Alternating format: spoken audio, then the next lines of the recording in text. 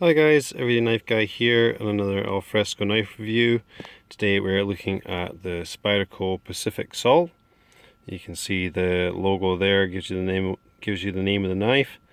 And this is my first knife in Spyderco's H1 steel. It's a Japanese produced steel. It's supposed to be extremely corrosion resistant. The website actually goes so far as to say it is completely rust resistant.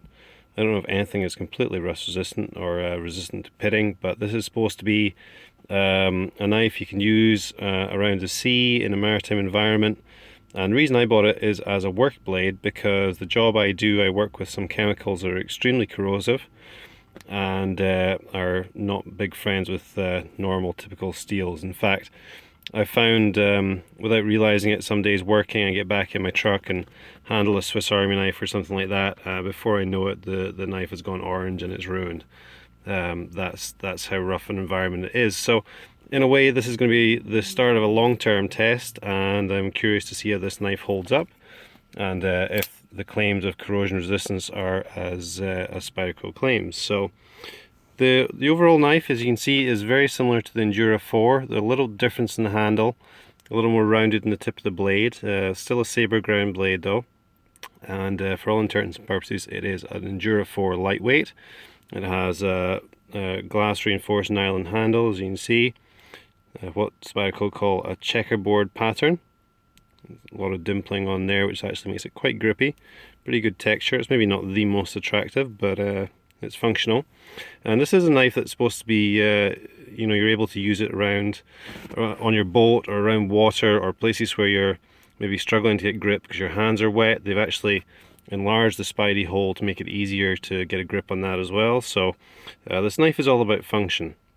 And the H1 steel is supposed to not only be very corrosion resistant, but it's actually supposed to hold an edge very well too. So we shall see how that pans out.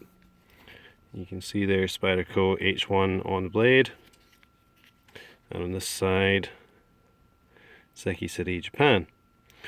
Yeah, so I actually only got this yesterday. It's a lockback design, as you can see, very simple. The interior parts are supposed to be corrosion resistant as well.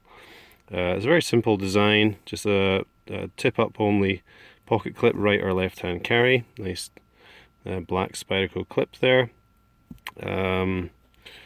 Yeah, simple lockback design, pivot point there. There's really not a lot else going on. It's all black. This is a black coated all black version, which I think looks quite cool.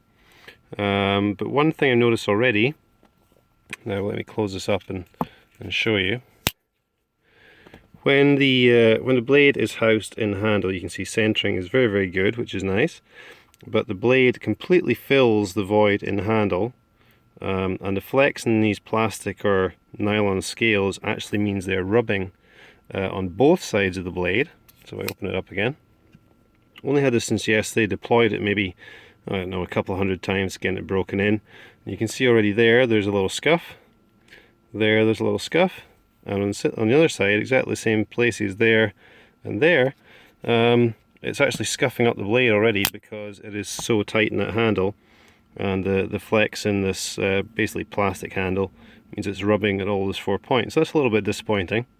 I bought this as a user, so obviously I wasn't expecting the black coating to look immaculate for very long, but if it's going to get scuffed up and worn away and so on, I'd rather do that myself rather than the knife do it to itself, if you know what I mean. So that was a little bit disappointing. You can see also on the little divot in the lock back and the actual lock piece here, you can see little white scratches on either side. I think that's where it's wearing away as you depress it into the handle.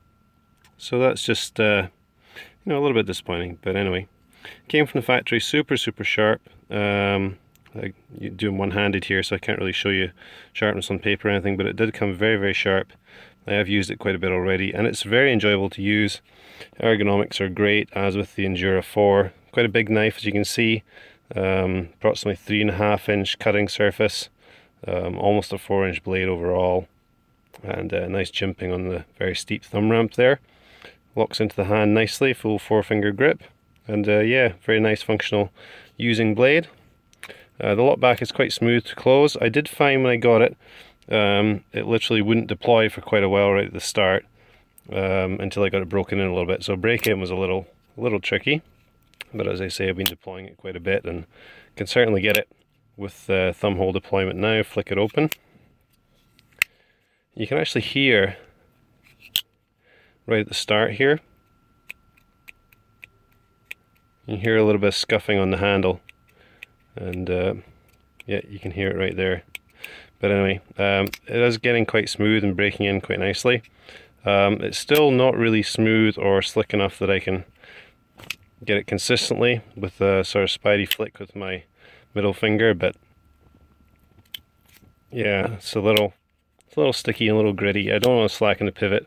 I keep it nice and tight, and yeah, keep it solid when it's open. So that's pretty much it, guys. Not a whole lot else to say about it just now. It's a pretty simple knife, just a user blade, but I will be doing updates on this probably as time goes on, see how it fares at work, and probably more so if it fails, but hopefully it won't, and the H1 steel holds up to what I put it through and stays rust free. So thank you for watching. As always, I'll be back with more sack and knife videos soon. Have a great day. Cheers.